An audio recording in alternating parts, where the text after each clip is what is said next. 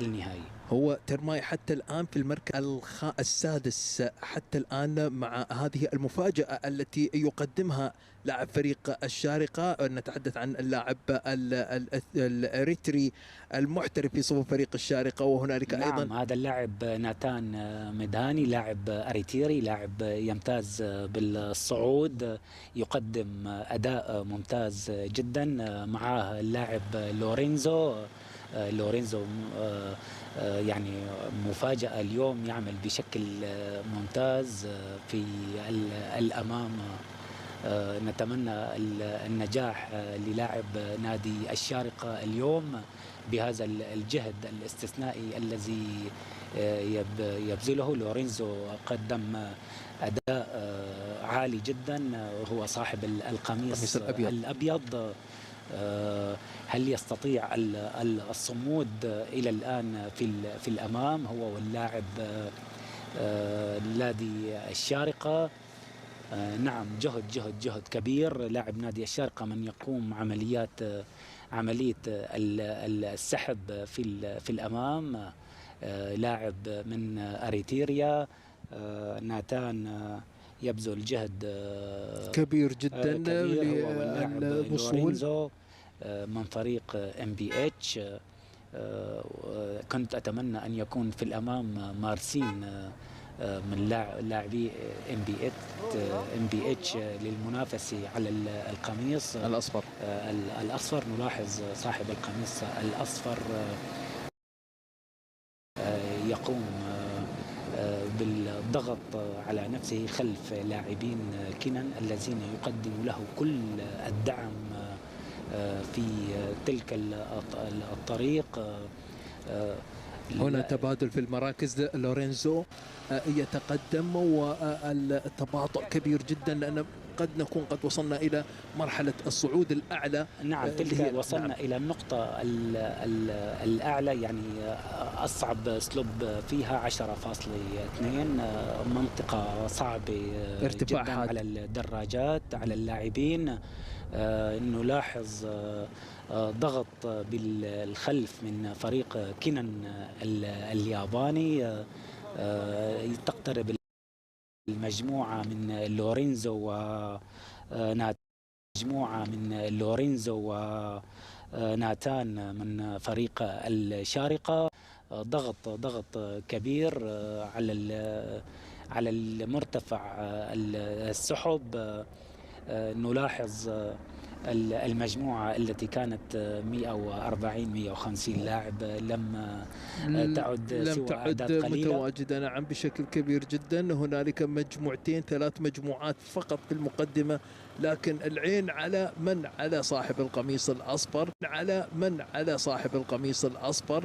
متبقي له 3 كيلومترات فقط ليقلب النتيجة. الفارق الزمني يتسع شيئا فشيئا. اللاعب ناتان لاعب فريق الشارقة متقدما مع لورينزو. صمود عبد الله جاسم، صمود مع المجموعة الثانية الكبيرة مع فريق الثامن. نطمح هذه العام بتحقيق نتيجة أفضل.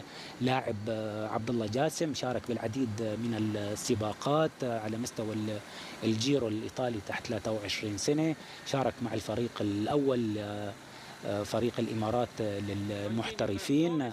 الآن الصورة تعود للاعب لورينزو في الأمام ولاعب نادي الشارقة ناتان. هل يفعلها اليوم نادي الشارقة ويفوز في هذه المرحلة الصعبة؟ المتبقي الآن 3 كيلومتر. ضغط كبير نشهده في الأمام. سرعة 21 كيلومتر، سرعة ممتازة جدا.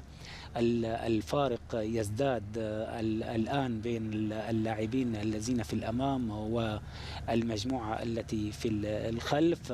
خلفهم لاعب أعتقد من فريق MBH، هذا لاعبنا عبد الله جاسم، يبذل جهد كبير الآن، وهو اللاعب صاحب القميص علم الإمارات لأفضل لاعب مواطن.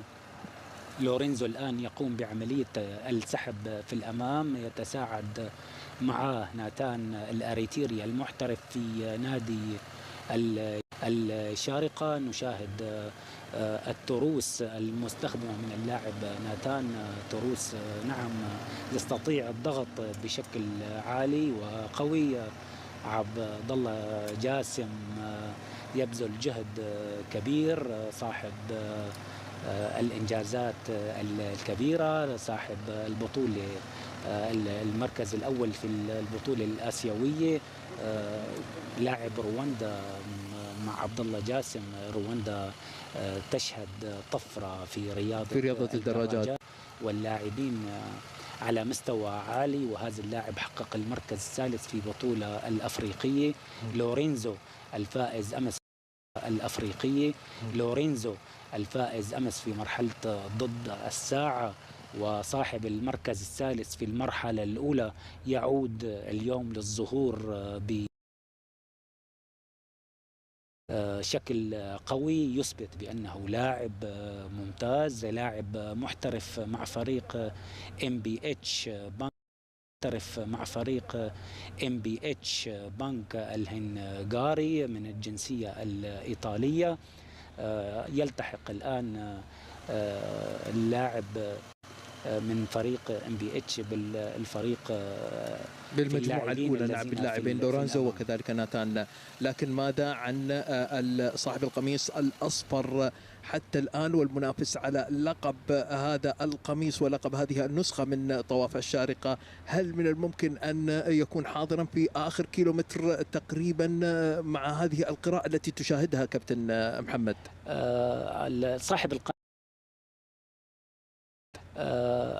صاحب القميص الأصفر مثل ما تكلمنا بالسابق يفكر في الحفاظ على القميص فقط إلى الآن، وهو يحتفظ بالقميص. جميع اللاعبين الذين في الأمام لا يشكلوا أي تهديد على القميص الأصفر.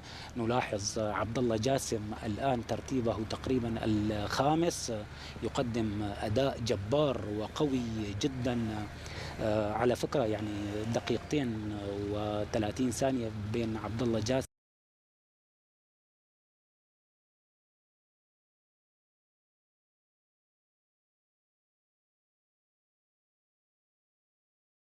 ما زال اللاعب ناتان في الأمام، لاعب ممتاز وقوي جدا، يبذل جهد كبير جدا جدا.